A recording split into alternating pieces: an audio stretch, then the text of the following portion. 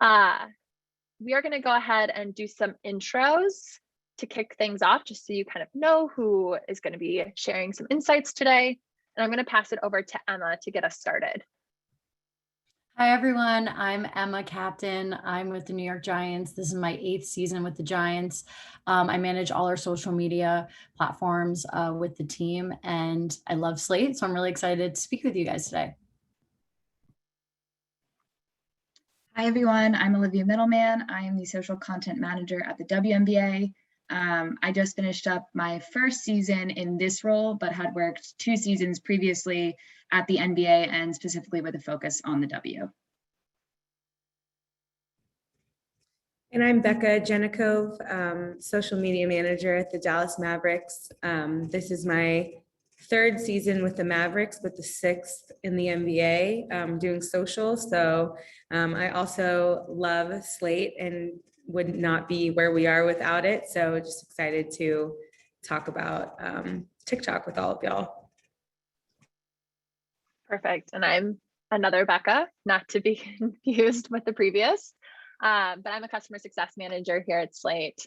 Have done social media strategy in the past, but exited that point of my career before TikTok launched here stateside. So very, very excited to hear what our panelists have to share about their approach to the platform, their strategy, how things have changed, because we know, everyone on this call knows, right? Everything on social media changes by the minute. So really excited to start to dig in. I'm going to go ahead and stop sharing my screen since we've met all of us at this point, and we'll start to go through some of our questions. We're going to keep things super informal here, run through some questions that we get on a day-to-day basis from our customer base. Hopefully we can answer some things there. And then, like I said, we'll save time for questions in addition that might be sparked from what our panelists share today.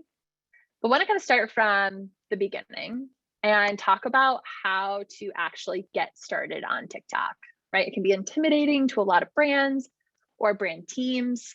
So would love to know from each of you how you as an organization got started on TikTok. And maybe Olivia, we could start with you. So we actually started on TikTok back when it was Musical.ly, albeit we posted like maybe once in a blue moon, and that was way before my time at the W, obviously.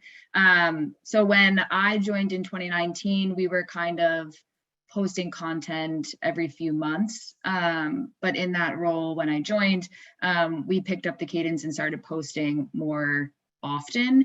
And at that time, we were just kind of repurposing content we were pushing out on other platforms.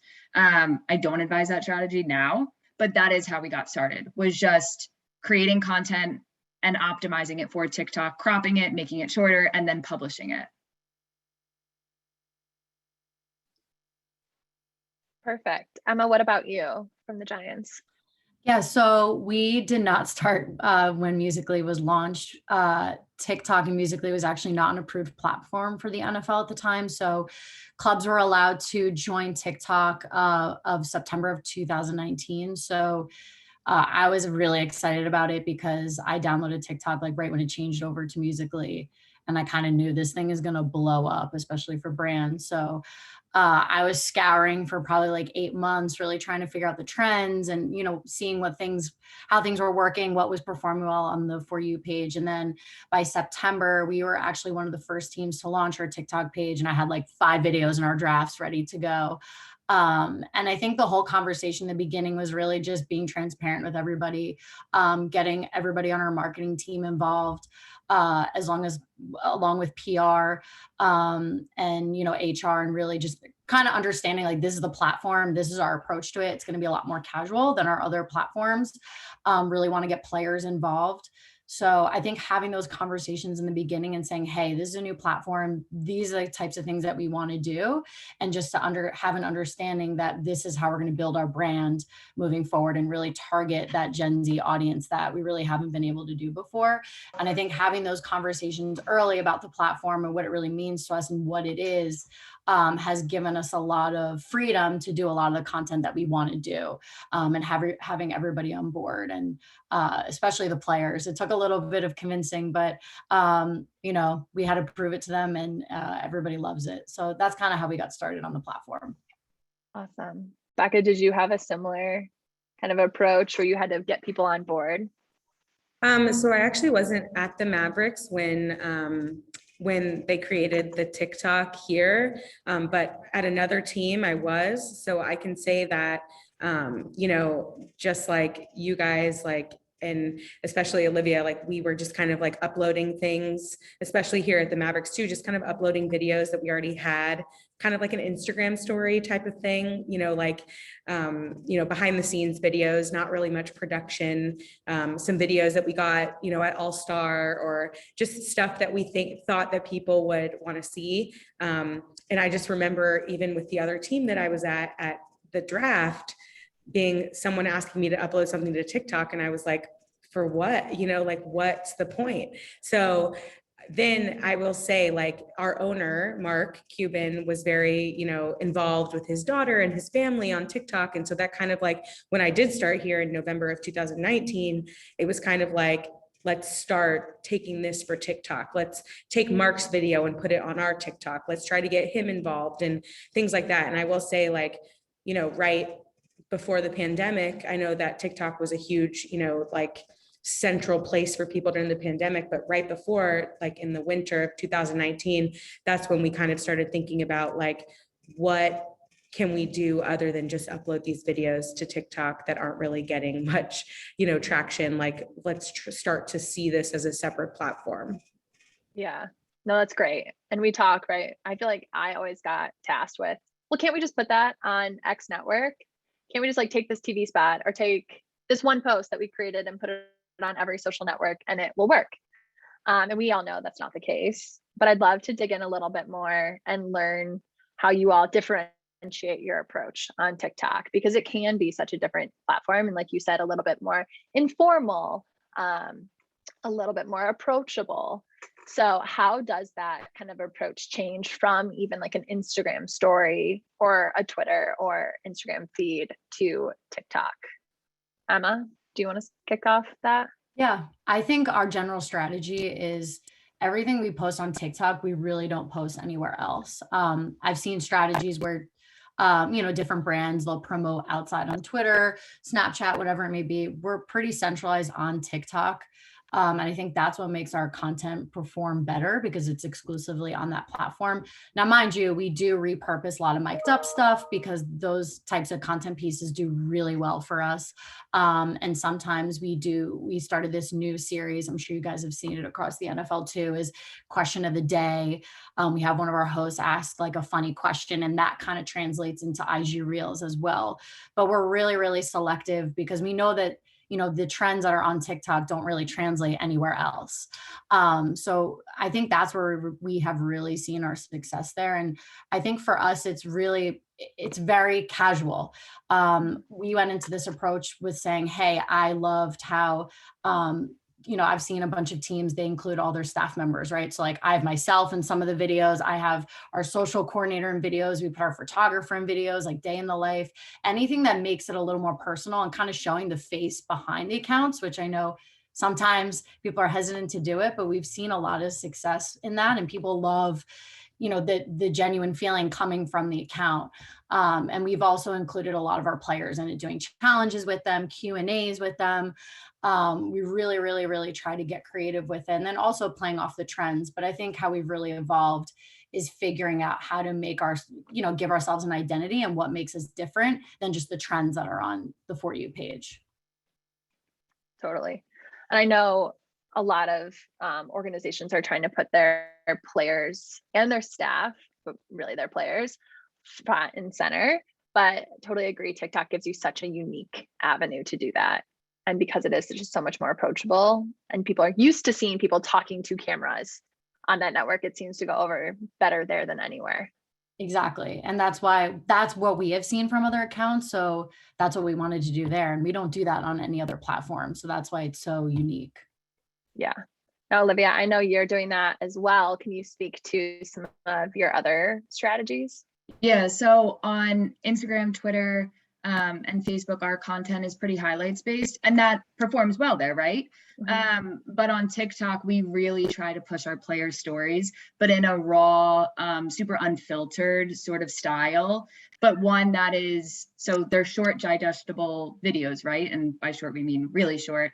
And the way we push our players' stories is through rich storytelling using captions, the overlay text, voiceovers, and similar to what Emma said, we also incorporate our staff. So we get really unique opportunities, like going to the White House when you're in sports, right? So we sent one of our social publishers there, and she did a day in the life there.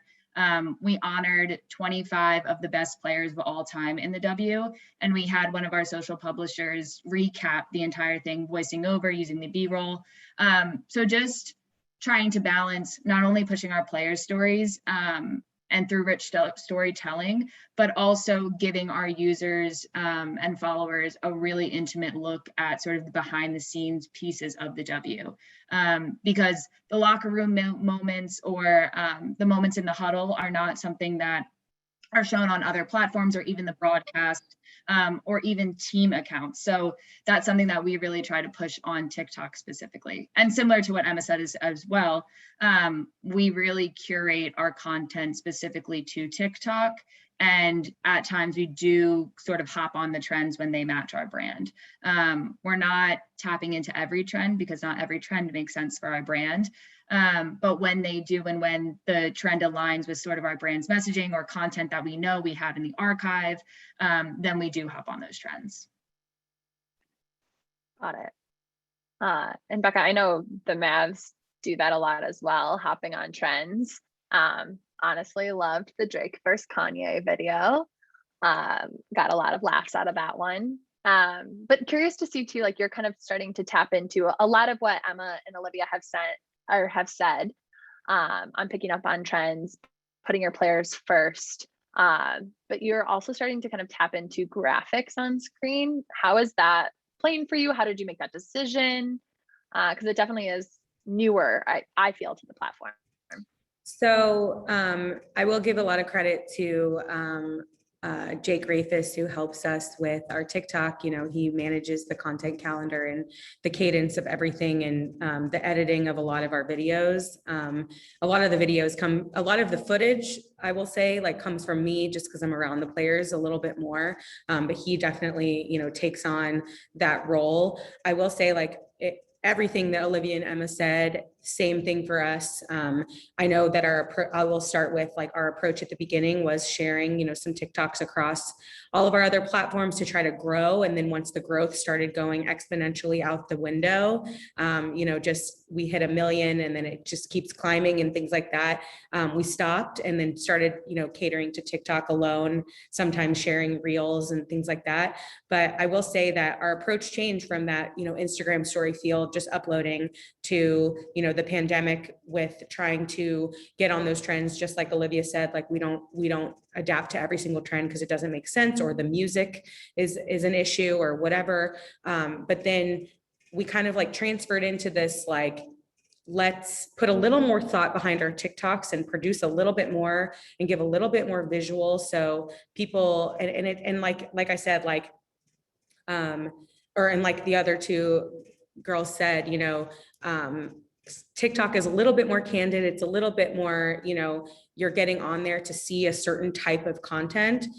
So, you know, a graphic flashing in a video is totally fine on TikTok, but on Instagram, we don't want that. We want like more of quality over quantity than on TikTok and things like that. So I will say, like, even that Kanye versus Drake that, you know, Jake really edited really nicely, got over 1 million views, and was like in all these, you know, articles online. And we were just so like, wait, what, you know, because the team completely picked Drake. So it turned into this whole different thing. But it's just visually I think people nowadays, especially, people looking for sports content, looking for, especially with Slate, you guys, the visual where people, and I know you guys sent this in an email where, like the first slide has text on it and the next slide is the actual video. People visually see these things and want to keep watching and be tuned in and things like that. So I think that the graphics that we've been using and kind of like implementing with these more produced pieces, but still on an iPhone, are really working for us, and people find it fun and just super natural and candid, and having those players speak directly to the camera.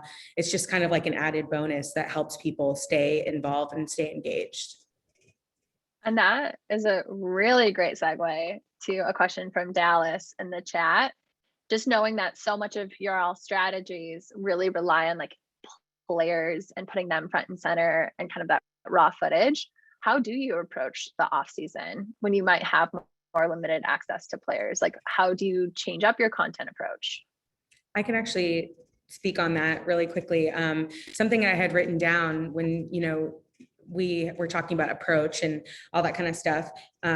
TikTok is a great place for us to use old videos that we've taken on the court at games, old highlights that we know that people will just go nuts over. Things like that. So I will say, like during the off season, one thing that we will, and even during the season, it's the same. I don't think the strategy really changes. But also in the off season, one thing that I did want to point out was, when people are commenting on our TikToks, Jake does a good job about replying. We'll get our players involved still. Text them and say, hey, this was a comment on TikTok. Send me a video of you saying XYZ. They do. It goes off the charts than the first TikTok, so having them still be involved, even though off the court and not with us in person, but also in the off season, we have the ability to, be at the draft, be at summer league. And, I spent all of summer league doing dances with a lot of the guys on the team and with the trends and things like that to different music, of course. But at the same time, like, another video the other day could have gone in the off season as well. It got, again, over 1 million views, and it was just, Luca and JJ doing their pregame routine. A fan asked what Luca's routine is now, and we replied back with that from video from literally like 2 years ago, and it performed exponentially, just like something we would during the season. But we're in season and we're still using that type of content. So just the things that you can't put on other platforms, like a video like that, people will be like, why are you posting this? But there's a reason why we're posting it on TikTok, and why people want to see that, because they're asking questions and we're engaging with them directly. And like I'll keep saying, like, it is a little more candid. So in the off season, we can really still be candid without the players and still be a little more, upload those iPhone videos that we would post in the beginning. Totally. Emma or Olivia, anything to add to that off season? Yeah. So sorry, Emma. Our season is super short. So we only run May through, and this upcoming season we're only running through September because of the World Cup. So it's pretty short. And so when we're on site, we try to capture as much content as possible and then add that to the archive, stockpile that, and then in the off season, go through it, pull from it. We also have various touch points throughout the off season with our players. So we have an upcoming production day. We'll be at NBA All-Star. We have draft lottery, draft. So there's a lot of points in which we can plan to capture content with players, but it's really about capturing it, archiving it, knowing what you have in the archive, and then being able to pull from it. There's also moments like, so from a league level, we could be covering up to 6 games if all 12 teams are in action, 6 games in one night. So there's obviously going to be pieces or live calls from games that don't make it to social that night just because there's so many other things going on. And so when there's a piece of content or a live call or a highlight that we know would do well on TikTok, but it's just too much to get up that night, we'll make a note of it and then use that for the off season. And that's sort of been our strategy for the off season. Yeah, similar to what you said, Olivia, we have a lot of touch points that we take advantage of, right? So we have the draft, we have combine, we have our specialty shoot day. So we get a lot of content with our guys there. But generally speaking, a lot of the stuff that we do in the off season, we rely heavily on like archival content. We kind of go through and work with our video team to pull some stuff that, the best of Lawrence Taylor mic'd up. That was like one of our top performing TikToks a couple off seasons ago. And then, pulling Super Bowl huddle pregame speeches. Those do really well for us too. So really tapping into our archival footage. We have a lot of it. So we really, really lean on that, and it's performed well for us. So it's really just experimenting and trying it once and seeing if it does well. And if it does well, then we keep finding that kind of content and posting that. And I also think in the off season, it is more leaning in towards the trends, kind of like what Olivia was saying before, finding a trend that really works with us and saying, okay, how can we do this? That's not player related, but, work with, past footage that we have from last season or whatever it may be. And I think that the interesting and the challenging part for us in the NFL is that clubs are not allowed to use single play highlights on TikTok. So we have to use off the field footage, celebrations. There's no plays that are allowed to be on TikTok. So, and we don't have cheerleaders and we don't have mascots. So, yeah, a lot of teams lean in on those, those assets too. And we just don't have it. So we really try to be creative and really tap into our history, because the Giants have such a big history. People appreciate it. So we really do that in the off season. Awesome. Yeah, I really do feel like TikTok provides a unique opportunity with like the trending sounds. I've seen all three of you and your organizations doing such a good job of putting clips to sounds. And so now all of a sudden they're new and relevant again, even though they never were irrelevant, but just making like breathing new light and life into those clips and making them timely and fresh without having it to actually be like fresh content that you just took that day. And Margaret actually brought up a really great question in chat, which I was trying to circle back to. As we talk so much about trends, how do you make the decision on whether or not to jump on a trend? Like, what does that conversation look like internally? I know, like in my past history, a brand will say, oh, we want to jump on like all these trends. And they don't always make sense for your brand or for your team or for the presence that you've outlined on that platform. So how does that conversation go internally? And like, how do you make those conversations? Olivia, do you want to kick us off?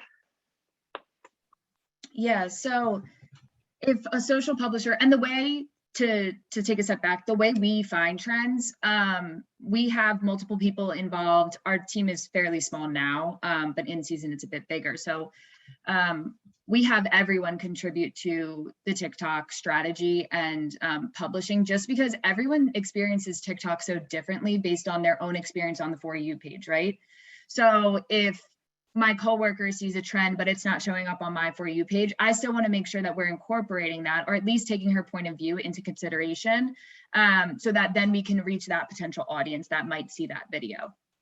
And so we do that by saving audios on the W's on the W's TikTok, but then also if you're scrolling and you see a theme of a video continuing throughout your For You page, we'll write that down as well and just go back to it when we have a piece of footage that might match it. But in terms of finding trends that make sense, it's really what aligns with our brand. And our marketing strategy is to push player storylines and push player profiles to get them out, to make them household names. And then also, so it's about the basketball, right? But then there's also sort of legs of that in which we're in the social justice space, we're in the fashion and culture space. So it's how do we tap into those spaces as well based on the trends. So for example, the trending audio I'm obsessed was about anything that someone could be obsessed about, whether it was makeup to sneakers. And so we did it with player arrivals. And because a lot of our players dress very well. And so we did it to player arrivals for our Commissioner's Cup Championship. And it was one of our highest performing videos for this season, which just shows you how powerful trending audio can be and pushing out your content to users. Emma, have you ever had to push back on a trend that someone internally wanted you to jump on that just didn't make sense? Or digging in further, you found like the origin of the trend just like didn't match with your team's values? It's actually the opposite. So back to Olivia's point, we are actually pretty small. It's me and our social coordinator that head TikTok. But we also involve everybody that's on our production team, our graphics team, because everybody has a For You page. So sometimes people will come with me with an idea from their For You page and I'll be like, this doesn't really work. But I've never really had an instance where someone from higher up is like, hey, we have to do this trend, blah, blah, blah. I really haven't had that issue, to be honest with you. It's probably the opposite. I'm like, hey, this is a really crazy idea. And then they're like, maybe not. But generally speaking, like when we first launched TikTok, there was a lot of that, right? I had to go in, I had to explain, okay, this is the trend. This is the origin of the trend. Here are 5 examples. And then I'd also have to pull some examples of like what you guys are doing, right? Like what sports brands are doing, and then kind of explaining it that way. Now that we've been on for 2 years, I don't have to do that anymore. And it's great. Now everyone kind of understands what it is. And we kind of have a baseline of like what trends work for the Giants and what trends are a little too, we shouldn't go near that. So it's pretty much the opposite. If I sometimes are like, hey, this is a crazy idea. And they're like, I don't know if, Saquon's going to want to be in that light, then we'll back off. But I honestly really haven't come across that because we've been managing it internally. So it's nice. It's nice. Get that on other platforms, but not on TikTok. Yeah. That I guess would be the very nice thing is TikTok is still foreign to maybe some more mature coworkers. Right, exactly. And I think like the best way to approach that is just explaining like why that trend doesn't do with what your strategy is or what your goal is, right? If it doesn't put a player in a good light or put the team in a good light or the organization in a good light, or it just doesn't make sense, or maybe it's not, fitting what really works for you guys. And I would go that way and explain it. Hey, this is just not going to do well because of X, Y, and Z for us. It might do well for this person, but it's not going to do well for us. And that's how I would approach that. Gotcha. Becca, anything to add? Our process is much similar to Emma's than Olivia's. I will say, I guess New York has a lot more TikTokers than Dallas does because everybody here does not understand TikTok other than a couple of people in our department. I will say it's kind of like the same structure as Emma, me, and as I mentioned, Jake beforehand. We in our other coworker who left us very recently, all 3 of us would kind of just, and now the 2 of us just kind of send stuff back and forth. If I see something on my For You page, thinking that it would do well. And then I also have him send me the TikToks that he makes on his own time. And I give feedback or a thumbs up or whatever, just so we can kind of send it through that barrier. One thing that I did want to mention, that just listening to you guys, talk about your approaches and like higher ups and all that kind of stuff, it's a blessing and a curse when the higher ups don't really care about TikTok or aren't really on it or, don't really understand it, because then we can do whatever we want. And of course we have that kind of social moral aspect of it where it's like, no, we're absolutely not posting this. It's not within our brand. But then at the same time, you say to PR or someone, hey, we want to do this on TikTok. And they're like, this doesn't make any sense to me. And we know that it'll do really well, and they're not well versed in it, but we know that it will. So it's kind of like that push and pull of no one's really paying attention to it, but that's also kind of a curse at the same time. But I will say, like, about the trends and the jumping in on things that we think will do well or things that aren't within our brand voice or something like that, maybe 1 out of 20 are something that, we would not normally do. And it's to TikTok only. We only want it to be there. For example, there was one that Jake made, of our past with the Hornets. They were trolling us on TikTok over and over and over again. So finally, when we beat them by 68 points, we put it all together and said, stop trolling us. And it performed so well because people got that history just from this TikTok of them, we were like, we're fed up, guys, like this is the end. And it was something that we would never do on a daily basis, like the Kings or the Suns or, other teams that we say, that's not our way of doing things or whatever. And, but it needed to be said. And so, and honestly, like there was no, for me, the person that, says no the most to those kinds of things was all for it because it was just the right time, right moment. And it was tasteful. So that's kind of how we are also like, a team of two. No one else really has any input on TikTok unless someone's sending something from their For You page, which rarely happens. And usually it's just, either he goes ahead and proactively creates it, or I'm saying, hey, here's some trends or whatever, but that's kind of how we operate in that aspect. No, I mean, sometimes the stars just align and it makes sense to kind of deviate from your typical plan. And I think also to add one thing coming off of Becca, I think what's really important is communicating with everybody. So especially when COVID hit, we were like, oh, what are we going to do with TikTok? So what we do every week is I host a brainstorm meeting with all our creatives, our video team, graphics team, myself, Christina, who's our coordinator. And we pull trends from like over the weekend and we kind of go through the trends. We're like, hey, how can we do this? Like, I think brainstorm meetings like that are really, really important. And we would do it over Zoom. Now we do them in person when we're in the office, but doing it once a week. And then obviously we know trends come up every single day, right? But we try to get ahead of it and compile like 10 trends. Okay, how can we do this? And then we prioritize them. Okay, these are a little more evergreen, so we can do these later this week. This one we need to do now because it's in the algorithm and like we want to be in the featured, discover page. So brainstorm meetings have been a lifesaver for us, especially for TikTok, because there are trends that are coming on different people's pages and some of them my brain can't tap into, but like my graphic designer is like, oh, we can do something like this. It's such a collaborative platform. You really want to get as many creative brains in there as you can. No idea is, every idea is a good idea, in my opinion, on that platform. No, I think that's so great. And it can really help those smaller teams. There might be two of you executing, but by bringing in other vantage points and viewpoints and opening up that room a little bit, you get some more ideas to all of your points. And it takes some of the lift off you because you're also managing Instagram and Twitter, and TikTok's not your sole job. So really trying to stay on top of those trends and on top of what's happening while also doing many other things can certainly help to kind of bring in some additional resources.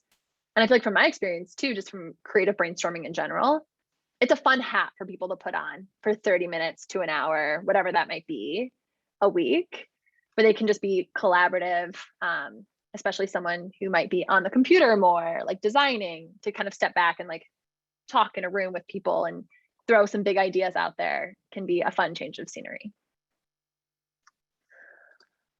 I know for TikTok, right, a lot of it is being there, jumping on those trends when the algorithm's hot. How do you approach frequency and cadence? Like, how important is that in your strategy? How do you balance trends with your ongoing content calendar? Like, what does that posting schedule and approach look like? Olivia, do you want to start? Yeah, so we have a monthly and then we have a weekly content calendar. So monthly is more high level, weekly is like copy, what platforms, what time, etc. And so we work our sort of, as Emma mentioned, evergreen content into that content calendar. And then as we see trends appearing, we check the For You page or the Discover page daily, probably multiple times a day. And as we see trends that align with our brand and our marketing strategy, we'll pepper them into our content calendar based on the timing of when we have open spaces, or sometimes we'll even move the evergreen content we have to fit in a trend. So in season, if I want to put a number on it, In season, we aim for 3 to 5 a day, just because we have games, multiple games every single day for that 4 or 5 month period. And then out of season, it's a little bit less. So we aim to do 1 to 2 every day or every other day, depending on what content we have planned and also the trends.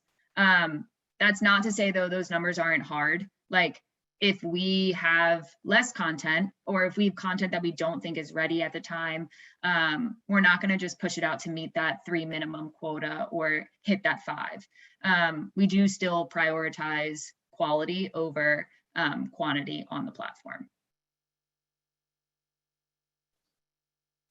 That makes total sense. And it's a balance that's so important to strike. Emma, what does your cadence strategy look like? So when we first launched, we were really experimenting with the platform. So we actually set a precedent to post every single day. We would post at least 1 TikTok a day.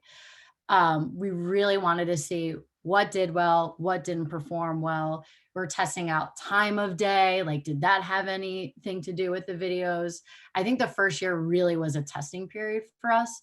And now we've kind of shifted our strategy a little bit to, we don't post every day. Back kind of to Olivia's point, it's more quality over quantity now. So we try to post once every 3 days just to get into the algorithm. And then that way we're in the algorithm, before game days, because we try to put up some stuff on game days.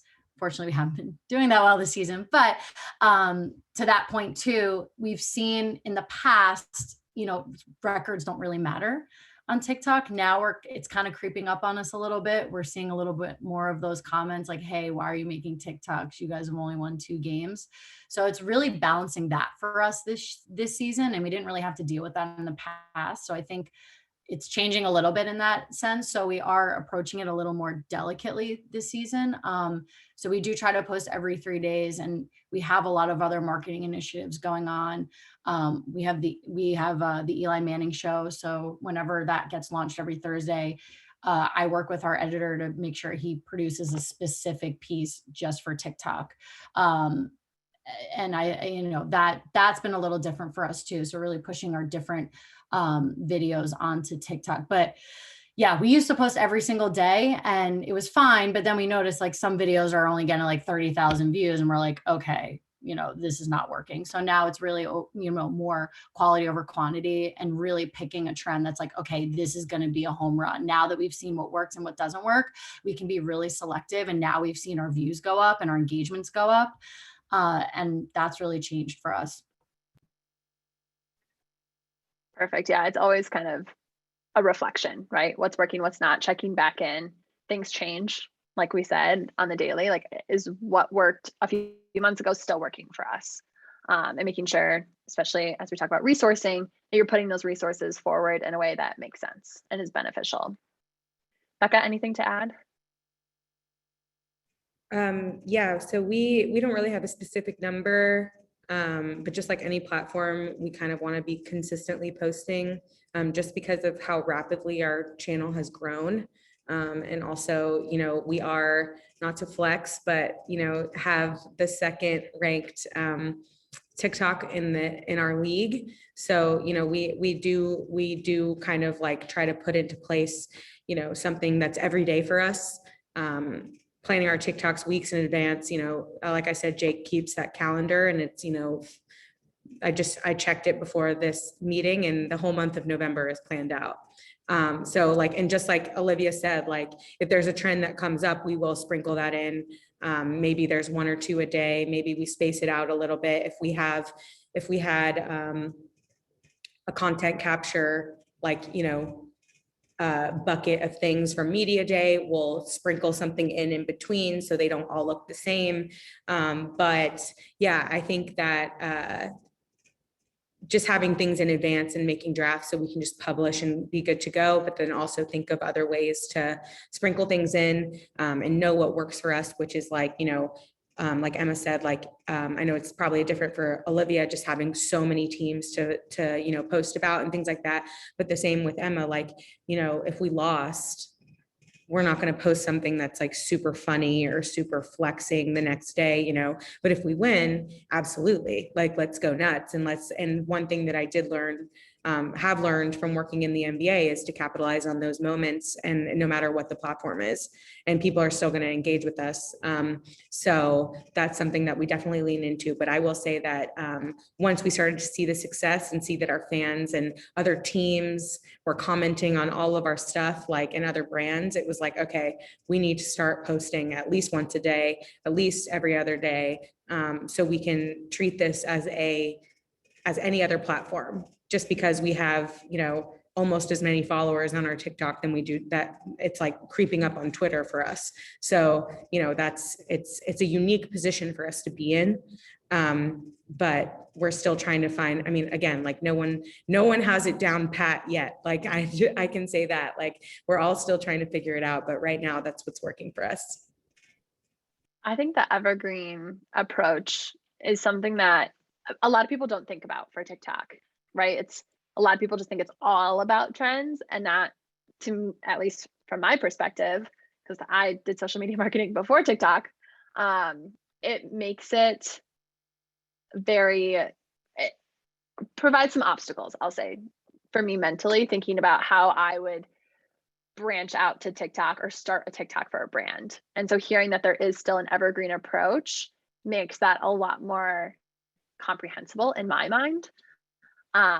Tapping into archives, tapping into different team members for brainstorms, things like that. Like all of these things that you all have brought up have made, for me, TikTok a lot more approachable. Before we get into the outstanding questions, I did just want to throw one final piece at you all. As we've talked about different ways to approach the platform, for anyone tuning in today or in the future on our recording that is thinking about joining TikTok and is not really sure where to start, what advice would you give to them? Emma, we'll start with you. I think really dive into the For You page and the Discover page and really see what performs well, and really look at other brands that are similar to yours and see what they're doing. I firmly believe in, like, I spent 6 months scouting and really formulating like a one-sheeter of what our Bible is on TikTok and what our strategy is, and really sticking to that is really important. So I think going into the platform, it's so totally different than anything else that we're all used to, right? So really diving in there, seeing what works for certain brands, seeing what doesn't work, and really formulating what your approach is and sticking to that approach, and obviously being flexible with things because everything's always changing, but really take the time to discover and learn, and really write up kind of like your Bible, I call it, the TikTok Bible. Like, this is how we're going to approach TikTok. This is the kind of videos that we're going to do. That whole discovery period, I think really, really helped us really kick off our account from the ground up, 2 years ago, 3 years ago now. So really discover, see what works, look at other brands, see what you like from other brands, and go from there. And don't be afraid to experiment. I always say, post the video, and if it doesn't do well, then we do another TikTok, right? I think it's a lot different than Facebook, Instagram, or Twitter. You post a TikTok, it kind of flops. You're like, all right, well, we'll just go move on to the next one. And that's the beauty of that platform too. So don't be afraid to experiment. Yeah, that would be my advice. Like, don't be afraid to test anything and everything. You never know until you try. And there's so many wacky trends, audios that I would have never even thought to put to certain videos, or use, or I see like someone in the NBA using an audio that in a new creative way. So don't be afraid to test something, because it might just be the next viral video. And then by testing, you optimize your strategy, right? So as Emma said, you have this strategy, and by testing, you can even hone in on it more and optimize it even more. Yeah, ditto to everything that they said. I also would encourage, you to also encourage. I love the TikTok brainstorm idea. We've done that a couple times. It's fallen through the cracks sometimes just because, there's not enough time. There's not enough anything. Like, I think like what I said earlier is treating it as its own platform, like, and what you guys said, like, curating TikTok, curating content just for this platform. It's just making it seem, or making it known that it's just as important as any other platform. And that it's what's on the rise, and trying to get involved with, I know that there's webinars that TikTok holds, or like, boot camps that they hold. And, Jake and I sit in those and we learn, even though we know some of that stuff already, we still sit there and we learn, and we absorb and all that kind of stuff. And we take notes and make sure that we're applying all of that kind of stuff. But my other piece of advice would be to try to get other people involved in getting on TikTok. And not only because it's a dance platform, it's a comedy platform. Something that they actually told us a couple of days ago was that they're leaning more into being educational about whatever you want. So like, trying to break through that stigma of, this is just a dance platform, this is just a cooking platform, like, why would I want to be on there? Like, it's because it has more users than, like, I think any other social media platform. That's why you should be on there. So I think just trying to like educate, doing what they're trying to do for their users, for your other coworkers and your people around you, trying to educate them and trying to get them to be educated on TikTok and understand it. Because then, like, once everyone adapts to it, just like they did Facebook, just like they did Twitter, just like they did Instagram, I think we'll all just be, unreachable in this space. Great, I appreciate those insights. We've had a ton of questions come in, so I want to make sure we get to as many as we can. One question from Emily came in a little bit ago about your experience with going live on TikTok. Have any of you incorporated that into your strategy? And if so, how has that gone? Now I'll just open the floor to anyone. I can start. We actually have not gone live on TikTok yet. It's something that we're still trying to figure out how we want to approach that. We were going to start doing that during training camp. But to be quite frank with you, right now with our season, we're trying to approach everything a little delicately. But we do want to incorporate that in our strategy soon. So I don't really have anything to share with you guys yet. Come back in a few months. Same for us. We have not, I don't even think we've even like talked about it. I honestly, personally will skip over lives when I'm scrolling, just because I don't really understand, like, because sometimes it's live and sometimes it's 5 minutes delayed or something. And I'm just like, I'd rather just keep, focusing on the For You stuff. But yes, it's definitely a question mark for us as well. Yeah, same here. I mean, we had brainstormed around All-Star, and at that point in time, the NBA hadn't gone live either yet. I think they went live around draft. So it was a bit afterwards. So for us, it was a bit of a risk because there was no insights. There really was no strategy. No one had done it before. And it's a point where there's so many eyeballs on us. We didn't want to just kind of throw ourselves out there without a solid plan and some solid strategy behind it. So we have not, but it is something we eventually want to explore. Gotcha. Yeah, no, that makes sense. I feel like going live, there's always the risk. It's a lot less control. I know going live was really hard for me and my team previously, so I totally understand that. I know in the last year, right, especially with the pandemic, a lot of sponsor dollars have gone to social. Have you seen that start to trickle to TikTok, where you're starting to think about incorporating sponsors, or have those conversations started internally? I can kick this off. We actually, tagging a sponsor on there, great. Like, that kind of thing is easy enough. But we actually had our first sponsor actually wanting TikTok content specifically, with, their branding on our content, with a tag, with, the right hashtag and stuff like that. And it performed just like one of our other TikToks. I think it was because it was full of players talking straight to the camera. That definitely had something to do with it. And it's very smart. I think that's very smart to to do, just because this whole campaign is the players. We're basically copying you, Emma, with question of the day, but we're bringing that, we're bringing a board with a question on it to our tarmac, and as they walk, and it's sponsored, and it kind of blew up our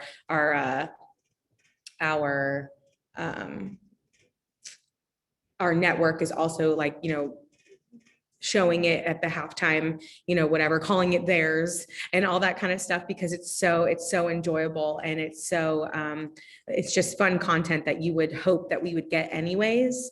And we found a way to make it work, but they absolutely, wanted it on TikTok, and we tried it, and it blew up, and it worked really well. So we're hoping that future sponsors who want to get involved will kind of follow that protocol of let's use players, let's have them do something similar, because we've seen a lot of success, and we've only done one, and it did very, very well. So we're excited to continue it.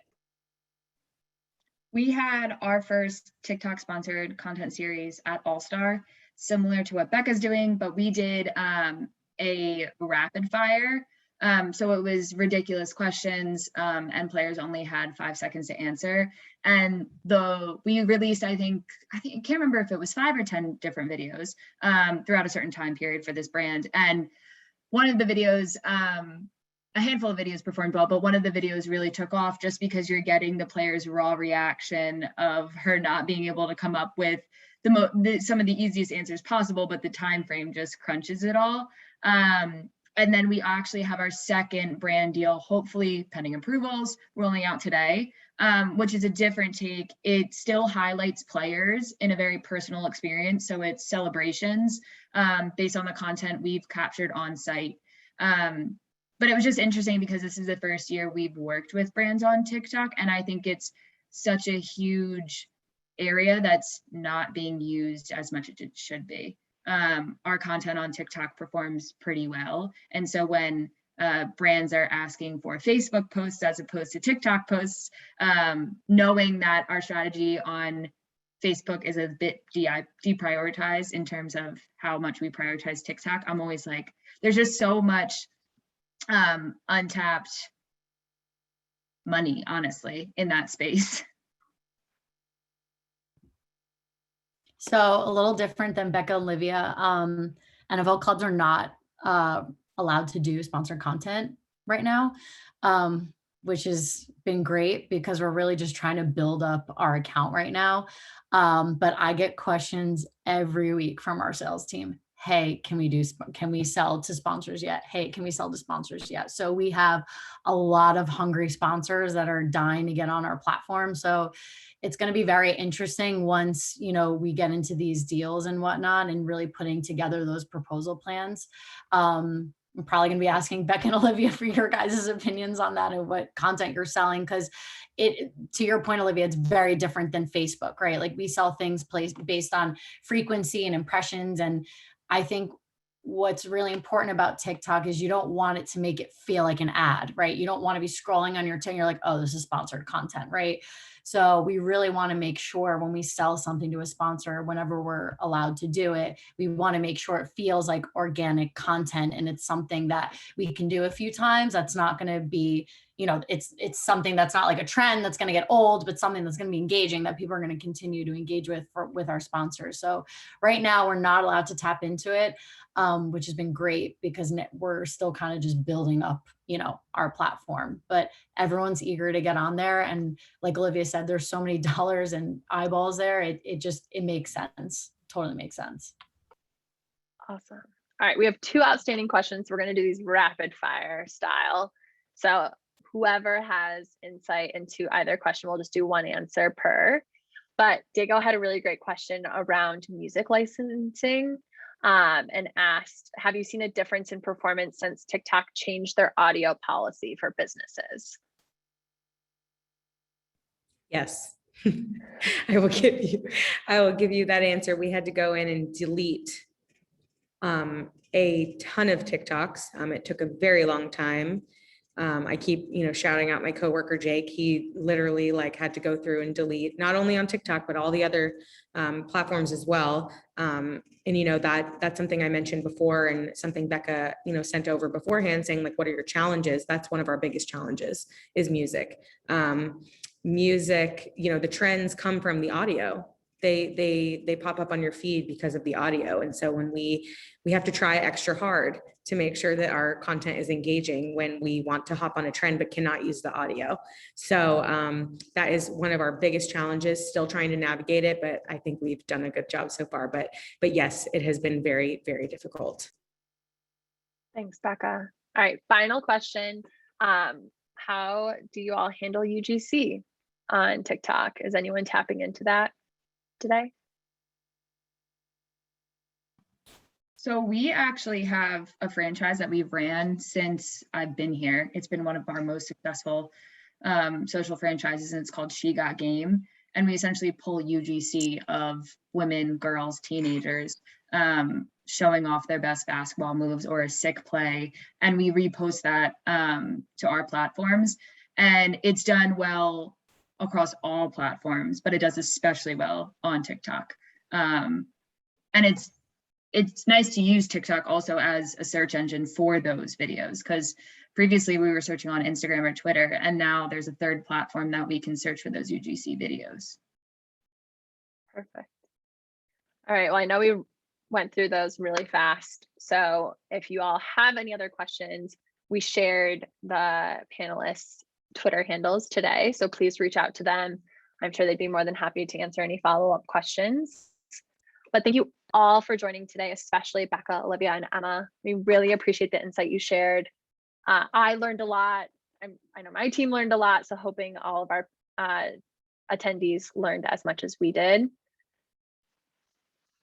Everyone have a great rest of your day. Have a great weekend. We're going to share the recording of this here as a follow-up. It'll be up on our site. And I hope you join us for our next installation in the next few months. Thanks, Becca. All right. Thank you. Guys. Thank you. All right, bye everyone.